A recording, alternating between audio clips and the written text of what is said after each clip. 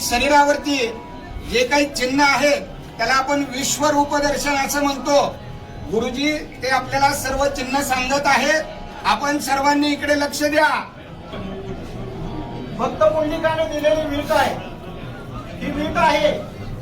त्या विटेवरती देव उभा आहे.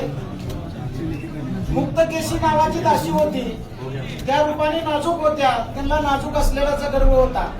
ज्यावेळेस या ठिकाणी देवाच्या दर्शनाला आले त्यावेळेस त्यांच्या मनामध्ये असा भाव निर्माण झाला की मी देवाच्या पायावरती डोकं कसं टेकवावं.